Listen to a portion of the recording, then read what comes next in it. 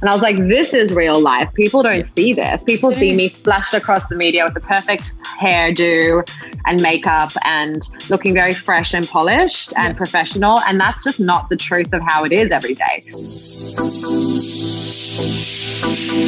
So today I have the beautiful founder and director of JSHealth, Jessica Sepel. Thank you for coming in. Thanks so much for having me. This is such a lovely Friday for me. It's so exciting to have you here because you've got such a story behind you. You've got such an incredible business. And I want to hear all about it. Do you? Are you sure? I mean, I guess JSHealth is a blessing for me, but it also was an accident. Yes. I was just a clinical nutritionist. Yeah. Wow. And when do you start studying that? So I started just after school. I went and studied a Bachelor of Health at Macquarie Uni, and then 2 years of nutritional medicine after that. So I did 5 years of health and nutrition study, and all I wanted to do was be in a clinical nutritionist in private practice. That's really what the end goal was. And then I decided to start a blog in my 4th year of study. As in just writing online? Yeah, I was writing online. You know when blogs were like a trending thing? Yes. So I was lucky enough to be in that time. I was kind of sharing my story because as a teenager, I was a little bit of a fad dieter. And I was kind of blogging about this transition from being a fad dieter to a whole food eater. And I started blogging about it. During my studies, I started learning about health and nutrition, writing about that too, discovering healthy whole food recipes that were really helping to restore my relationship with food as well, and just documenting it. And for some crazy reason, people started following the blog, and the blog led to all the other things really. Yeah, but so from the blog, how did you come up with a pill essentially that is health? How does that make a big difference? You know what I mean? So you mean like how I went to the vitamins? Yes. So JSHealth has been a very organic journey. So, the blog led to my first book deal, which then led to my second book deal, to the third, and then we created an 8-week program and then an app. And that's when, only literally 6 years down the line did we create a product line. So that was a very organic journey. The vitamin brand is only 2.5 years old. Yeah. And with the vitamins, what did you actually start with? Because it's obviously got a whole range now. Yeah, so we have 14 products. We started with our hair and energy because when I was practicing as a nutritionist, hair loss and hair thinning was such a big issue. Yes. So I really I came across this incredible kelp from Canada that's harvested in Tasmania that has really some very cool science behind hair growth. And so we've now trademarked that kelp. And it's the kelp. People just think, it's such a basic formula. It's just got iodine and zinc. But no, it's made from this very, very specific kelp that has polyphenols in it and contains fucoidan, which is actually in the walls of a seaweed. Mm-hmm. And it's really nutritious, actually, and it's really mineral dense. And that's where we're getting such incredible results with the hair formula. Then we did a skin formula. Then we did a bloating formula. Now we have, one of our best sellers at the moment is our hormone and PMS formula, which is such a big issue for so many. Anxiety and stress, huge issue. Mental health has become, especially during COVID, such a big issue for so many. So now we have 14 or 15 products. We just launched our collagen, which is really helping my skin. Yeah. But the vitamin, as you know, as a businesswoman, one thing leads to the next. So I never had the money to create a product line until that moment. I was an author, I was writing books and I was writing the blog and had an 8-week program and making money, but absolutely never thought that I would be able to rely on a vitamin company as our main source of income. So it was an organic process. And as I just said, I could only have done it because of the success of the products prior to that. And JSHealth really didn't make money for a very, very long time. So some people look at the business and think, she's been lucky, what a success. But actually for the first 4 or 5 years, we really never made any money. Because you guys kept reinvesting, is that correct? Yeah, reinvesting. And I honestly thought my husband was going to be, his business was going to take off. And, we never ever thought JSHealth was going to be the business that it is today. It was absolutely not a plan. And is your husband involved in your business? Yes, he's the CEO of the vitamin company. Of the vitamin company. And then, so is the vitamin company and the blog company like separate? And so the blog was really just the mother hen of JSHealth. It's just where created everything. It's where like the blog was the place where it was my diary, where I started writing about my journey and my relationship with food, my body image issues. Really, became a diary where I started expressing my journey of health and how difficult actually I found it, and then my discovery of whole foods and learning how to be a more balanced, mindful eater. So the blog just became a beautiful base where I discovered and connected to the JSHealth girls, which is the JSHealth community. And they really are my best friends. They're the number one priority. I'm still the one speaking to them on social media. I'm the one DMing them. I actually do JSHealth meetups every couple of weeks, not during COVID. They are like my sisters. So wow. And how big is that community? We're in the hundreds of thousands now, but it's hard to predict. We have a beautiful Facebook group where we all connect, and we all just connect. It's kind of hard to gauge how many, really, but it's a very strong community, and it's really the basis of everything that we have created. I want to go back into where the blog started and talking about your own experiences when you're saying that you're talking about your own journeys and stuff like that. Mm-hmm. Would you give us a little bit about that, like talking about that? The journey of JSHealth? No, talking about your own personal experiences with, your body transformations and. So my own relationship with food and my body image? Yeah. Yeah, so I was very fortunate because I got brought up in a healthy home. So my mom was always cooking healthy food. I had a grandmother who was meditating and popping her vitamins and drinking lemon water, which is very rare all those years ago. So I was brought up in a healthy home. We never had junk food in the house. We always had whole grains, not white bread, no juices, no cordials, no soft drinks. And so that was my life. That's what I knew. And then when I was a teenager, unfortunately, I went off that path and discovered fad dieting. So trying every different fad diet. I had really low body weight at one point, very much disordered eating. I was so scared of food, so scared of fat, so scared of every food group. And I was really obsessed with being thin. Yeah. So I thought that being thin would kind of make me happier, I think. I had this obsession with weight and therefore used food to control that. And then I was really a fad dieter for, I'd say, at least 10 years. And that's after that, after school, I went to study a Bachelor of Health and Nutrition, still a very disordered relationship with food, I would say. Mm-hmm. And then during my health and nutrition studies, I guess it was the catalyst for me to change. Yeah. It's so interesting how things grow and how it all starts and stuff. But I feel like at a young age, a lot of us girls did go through that, It was we wanted to be skinny, and the only way we thought being skinny was not to eat food. Totally. As you just said, it's an absolute norm. Yeah. That's really how most females and young girls are feeling. One of my best friends has a teenage girl. I see it. I see that it's just kind of part of our culture now. So back then when I had a disordered relationship with food, there was no social media. Yeah. So I can only imagine around it, I can only imagine how much more difficult it is now. Yeah. And then, so moving forward into the business now, how many years has it been? I would say so 2012. So 8 years. 8 years. Wow. 8 to 9 years. Yeah.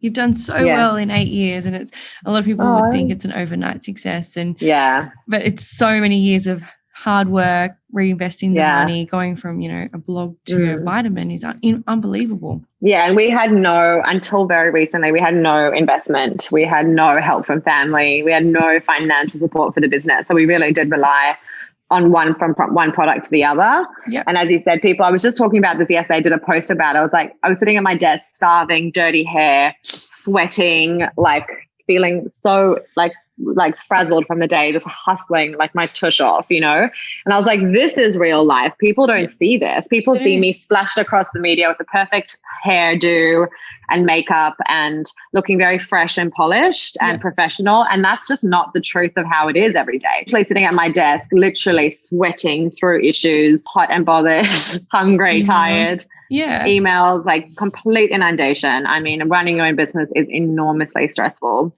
It's very important for me to show people the truth of what I'm going through. I think people love hearing that, and I love seeing that as well, because that is actually the real hustle bustle. A lot of people don't see it. Do you know what I mean? They think it's all glam and beautiful, but really what happens behind the scenes, they don't see what actually happens in the 18 hours that happens every single day. Running your own business is literally the opposite of glamorous, is all I can say. I couldn't agree. It's the absolute opposite. I do not have time. I don't know about you. It seems like you do, but I just don't have time to get my hair done, get my nails done. I think I've had my nails done for honestly 8 months. No, the only day a week I get my makeup done is for this podcast, and everything else is running around. It's like the one day I'm like, it's only me. But how many staff do you have? So we have about 15 to 20 here in Australia. So we're still a small team. Yep. And then we now have an office in the UK, and we have a China team and a South African team and a US team. But it's a very small team. But here in Australia, it's nearly at 20, I think, now, if I include everyone. And how does all the manufacturing work? So we have a local manufacturer here in Sydney. Unbelievable. Actually, our manufacturer's father was the first person to manufacture vitamins here in Sydney, Australia. Wow. So it's a family-run business. I stumbled across my manufacturer, and I had an instant connection with him. We work really, really well together, and I'm very fastidious. I'm an absolute perfectionist with product development. Yep. Every single vitamin takes about 12 to 14 months just to get it formulated. Yep. And how long is testing? Oh, months and months and months. So we're governed by the TGA, which is probably the strictest vitamin government body in the world. Yes. So we have multiple testing, and I'm actually extra fastidious because I'm a nutritionist. I care very much about where the ingredients come from and ensure that they're sourced correctly and that there's very few excipients in the vitamins. I'm very careful with adding a therapeutic dose of ingredients. A lot of vitamin companies try and save cost. Yes. They don't add a lot of each vitamin. I add the therapeutic amount because I know that's what's going to have an effect. Yeah, it's so incredible. I want to hold it there, and then after the break, I want to go into your marketing because it is incredible in how you market this business. Oh, thank you. Are you wanting a dramatically whiter smile? If you're a coffee drinker or a lover of red wine, then Sparkling White Smile's Premium Ultra White treatment is for you. The Ultra White treatment consists of 2 sittings 1 week apart. This headlining treatment is tailored to leave your teeth up to 14 shades lighter post-treatment. For bookings and inquiries, send an email to info@sparklingwhitesmile.com.au. That's info@sparklingwhitesmile.com.au. So just tell us a little bit about the whole marketing and how you how the strategy around that goes, because your marketing is unbelievable. Is it? It's seriously incredible. We have marketing meetings in our office most weeks, and we bring you guys up in how you guys market the business. It's incredible. Thank you. That's such a compliment. But shout out to my marketing team, Caroline, Eva, Dean. Absolutely, it's all because of them. I have an amazing marketing team. I would say I'm a good marketer in the fact that I believe in the connection between myself and people. So I've been quite successful at ensuring that I constantly connect to my customers and my community. As I said, I'm the one still doing the DMs on JSHealth. I really, really care to connect. Yep. So I guess where I was very fortunate is I had built a community before the product line. So I had a very strong community, loyal community, and they know I never intended to create a business or anything. They were just my best friends. So I had this really solid, loyal community before. So I'm very blessed that I didn't have to, start from scratch. When we launched a product line, people really trusted our philosophy and our products because of the way that they loved the brand prior to that. But our marketing team are incredible. I think where Dean, my husband, who's the CEO, he's incredible because he doesn't want to follow any strategy. He doesn't want to follow what any other company has done or said to have done. He really he really follows his instinct. And none of us have had any business training. Yeah. So we're really just hustling, and we're listening to the people, we're listening to the community, we're listening to the customers and creating products for them. Our marketing approach is very organic. It's I think because the goal of JSHealth has always been to help people live a healthier life. So our marketing just comes, I guess, because our products can really help people live a healthier life and feel better about themselves. We're very fortunate because people just seem to very organically gravitate towards our products, and they feel like they can trust them, and they have every right to feel that way because they know how much science and research and hard work goes into it. But we have an amazing, digital marketing team. Is everything in-house now? Everything's in-house, everything. We have head of growth, Caroline. I don't even want to tell you how old she is because it will blow your mind away. When I met this young girl who's really become the head of growth of JSHealth, it's just a huge undertaking, and she has pushed the business to a place that none of us thought it could, none of us thought would be possible. So she just turned 24. It's really funny because I have a girl in my team. Her name's Maddie, and she's very similar to that. Grows, and they just got it's like 1 in a million. Just a marketing brain. Yeah. Just an unbelievable marketing brain. Yeah. I think also, you know, as I said, Eva, who's the head of our digital marketing team and spend, is just had such brilliant experience. I think we have a lot of celebrities and influencers who love and take our products. Now we're getting celebrities asking us for the products. I'm sure. It's funny when you first start, isn't it? Like you're the one candying it all out, and by the end of it, they're actually the ones coming to ask you. That's a very good sign. That's when you know it's amazing. It's incredible. That's an amazing step. Where are you guys digital marketing to? Are you doing it all across the world or just in Australia? Yeah, now we're starting to do it across the world, but mostly in Australia. We're still a very small Australian family-run company. You know, that's the feeling. If you walked into our office, you would get the sense of, oh, no, this is a small family-run business. My dream is I hope to maintain that. Yeah. Because what makes me the happiest is how connected I feel to my team, how much they feel like family. It's a small business feeling. It's not corporate. No. I mean, it actually is starting to feel very corporate. Well, but I'm trying to maintain that small business feeling. Yeah. Well, our team actually came into your office a couple of weeks ago and they were saying the same thing. It was very, very family orientated. Yeah. It was very health. It was like, you know, you could go and get a protein shake out on the back veranda. It was beautiful and it really represented you guys.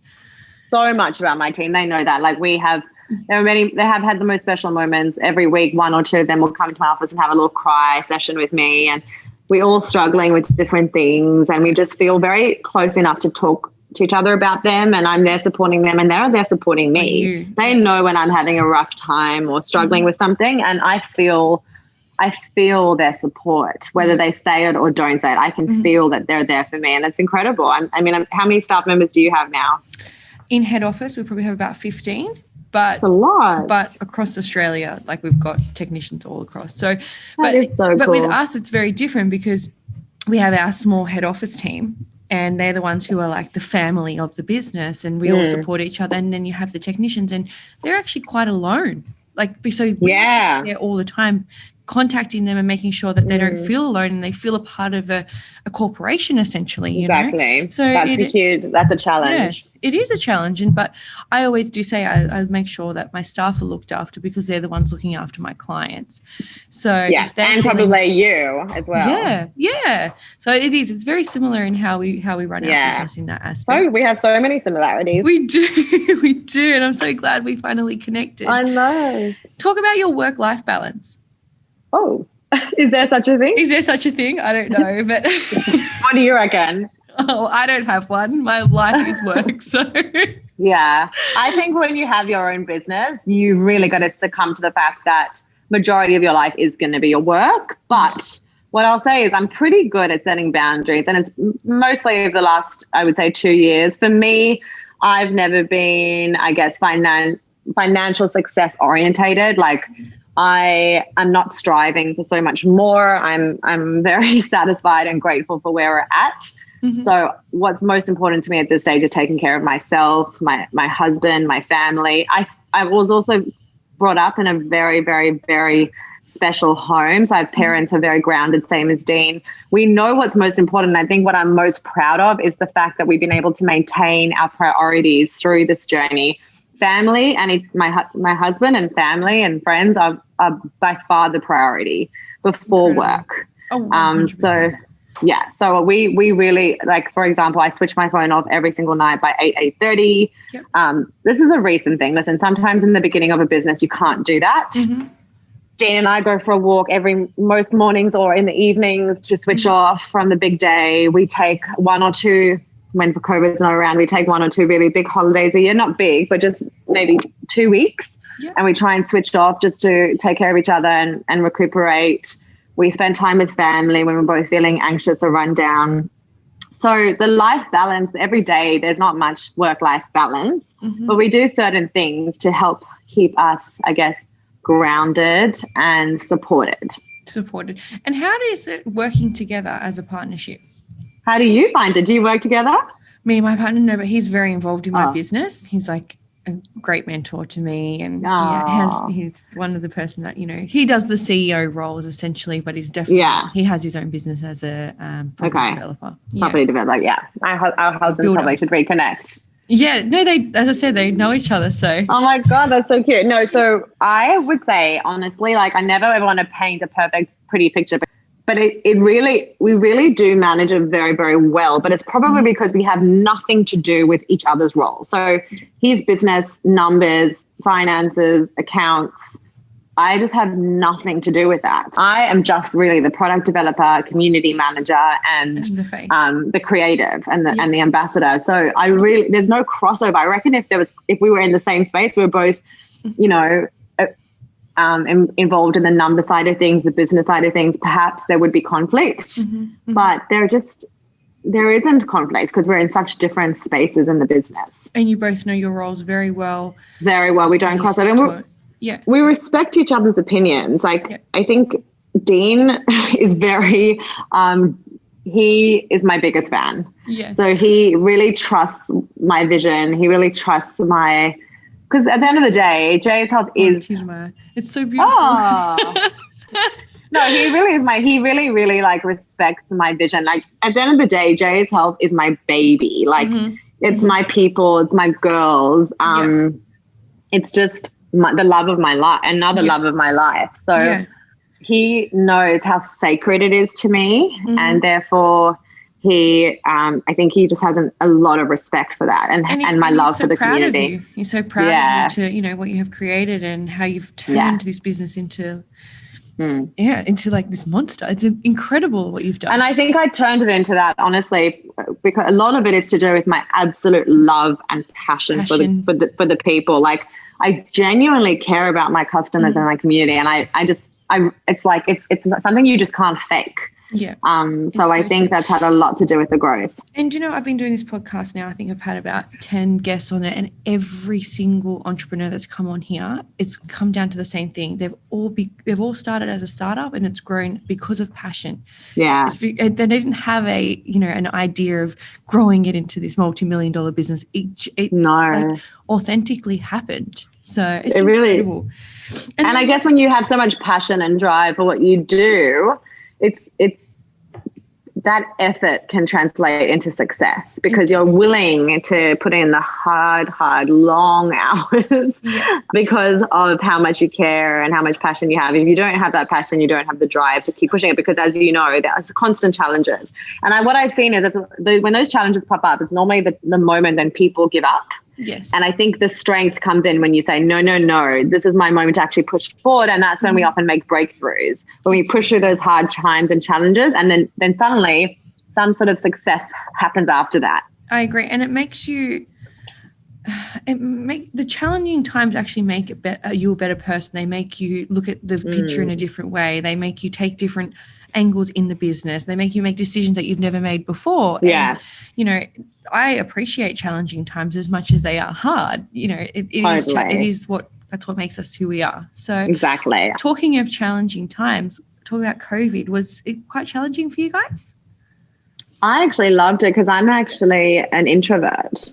There you go. being people would think I'm an extrovert because I have a social media presence and like I'm always out and about, but like I get my energy from being on my own, being with my husband. Like I prefer just being in my own. I could just live in my bed at home and just be very happy. So really COVID forced us to stay at home, and we actually got forced to go into 2 weeks of isolation because we were traveling just prior to that. Where were you coming from? We're coming from Kenya. Oh, beautiful, beautiful. Yeah. So did you have to stay in hotel quarantine? No, we didn't. At that point, it wasn't the hotel quarantine. It was at home. Yep.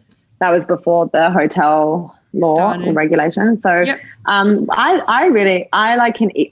self-motivator. I can easily work from home. It was challenging to manage staff from afar and through Zoom. It was really challenging, but we were very fortunate because people are trying to take care of their health and wellness during 100%. COVID. So it was everyone was walking, looking at their health, changing. I'm just very concerned about people's mental health through this time. Yes. So that's been a big shift of my focus in my philosophy. I'm really trying to support the community through mental health, and actually our anxiety and stress vitamin launched just before COVID hit. Wow. So it's like we're you very had some intel to know to do that. Well, no, it was just my own anxiety telling me I need to create it. Do you feel like a lot of vitamins that have been created is through yourself first? Like you're like, oh, this is what I need and that's why I've created it? Oh, 100%. Almost, I would say almost every formula that we have is because of my experience and my experience with those vitamins and minerals that I saw like to make the biggest difference.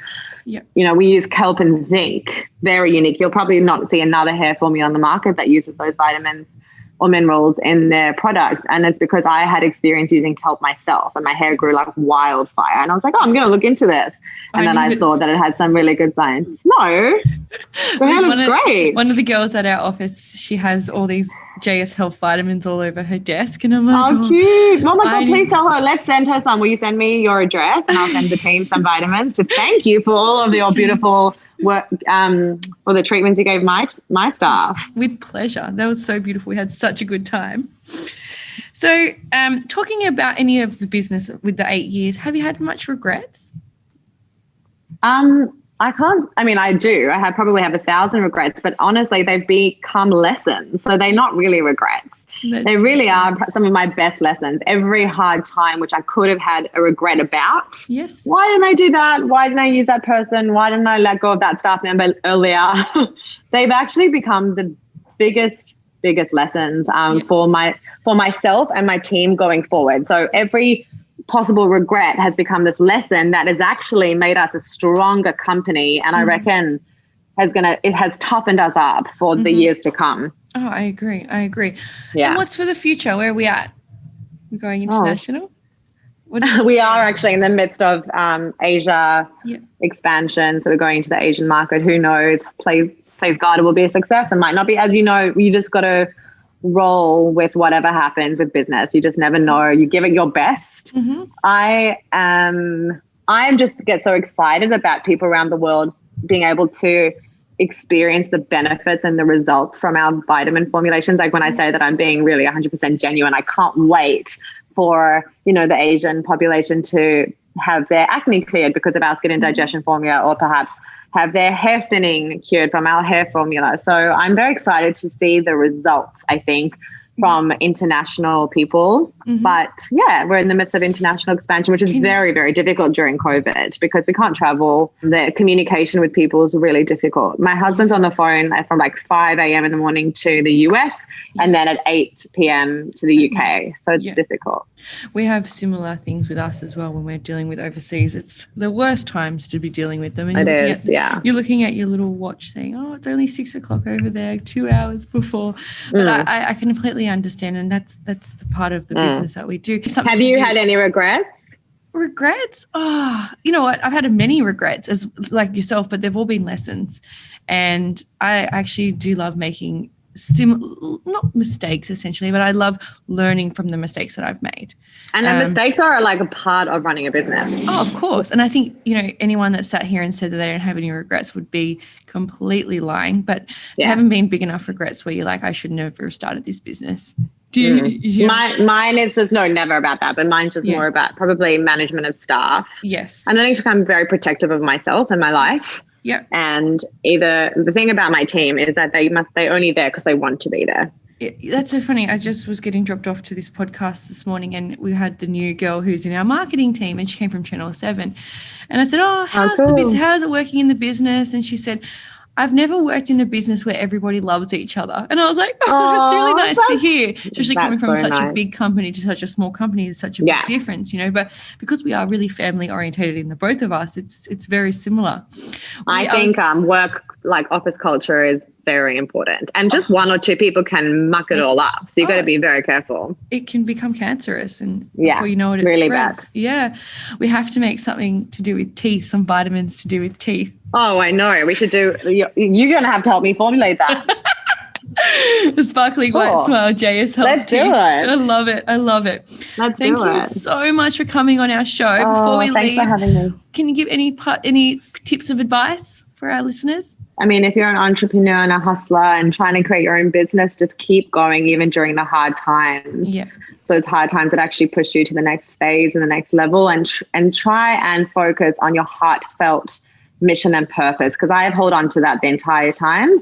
I've never let that go. I've never let go of the reason why I started this in the first place. It's very easy for success to get to your head and get to your ego. And then during those, I've had moments of that, and I just remember, hang on, this is why I started this. And it's actually, for me, a very, very heartfelt, purposeful company.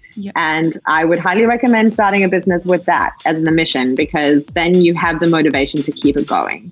You are incredible. I seriously love you so much. Me too. We're doing the biggest coffee, wine, pizza, whatever you want. Amazing. Can't wait. Okay. Thanks for having me. Bye. Bye, darling. Bye. Bye.